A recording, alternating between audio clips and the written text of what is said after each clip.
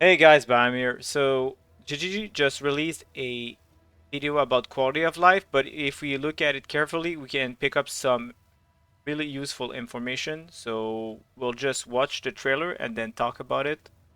In 324, the Masters, Alva of Incursion, Nico of Delve, Einhar of Bestiary, and Jun of Betrayal will no longer be mutually exclusive and can appear in the same map. So, this is nothing game breaking, but still it's pretty cool. It means, like, for example, one I just thought of, you could run Nico with the increase to damage and maximum resistance from the Atlas nodes while running, let's say, Alpha Temples or June or even Beast. So yeah, this is a big plus. Now let's check the Betrayal changes.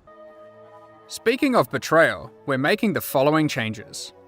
The Ashling reward of remove a random modifier, replacing it with the Veiled modifier instead, has been moved to the function of the Veiled Chaos Orb, and has been removed from safe houses. Veiled Chaos Orbs will now exclusively drop from Katarina, the leader of the Immortal Syndicate. This makes the orb more powerful, but also allows for full trading of this craft between players and a more clear path to target farming this orb by maximizing your Katarina kills. So this is pretty cool because it itemized T4 Aisling. If you're someone like me who doesn't like to use TFT, well, now you can just use the currency in game and it will work. But you have to keep in mind the old Veiled Chaos Orb will no longer, well, now it's called Veiled Orb. It will no longer exist, and the Veiled Orb will be way more rare than it used to be. So yeah, usually a lot of people would craft either all their prefixes or all their suffixes, and then craft either prefixes or suffixes cannot be changed, and then use a Veiled Chaos Orb. You can still do that now, but it will cost way more than what it used to be. The capability to add higher than 20% quality to weapons, armors, and flasks has been removed from Betrayal, and these reward outcomes have been replaced.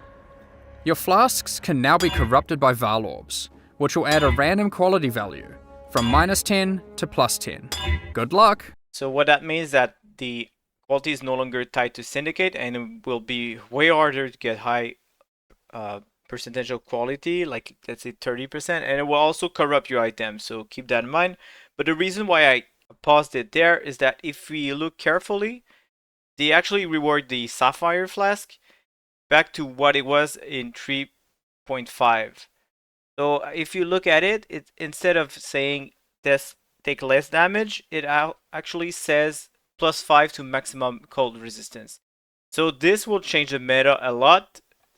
So like stuff like, let's say, like Pathfinder, something like that, that we're using them, or maybe using a Mage Blood, it will change the meta by a ton.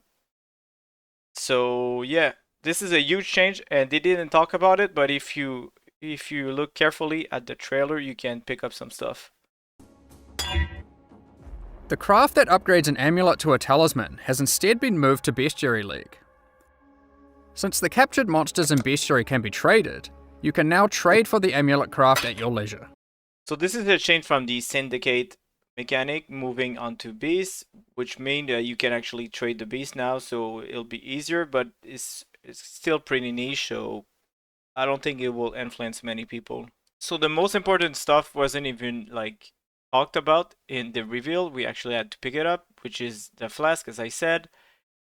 Since we had like +2 maximum resistance for 2 leagues in a row, we had tattoos 2 leagues ago, and now this league we had the charms. So it's pretty big, and I can't wait to see what it will turn into. But yeah, they didn't talk about it, but if you look carefully, you can pick up some stuff. Hopefully this was helpful, and as always, take care, guys.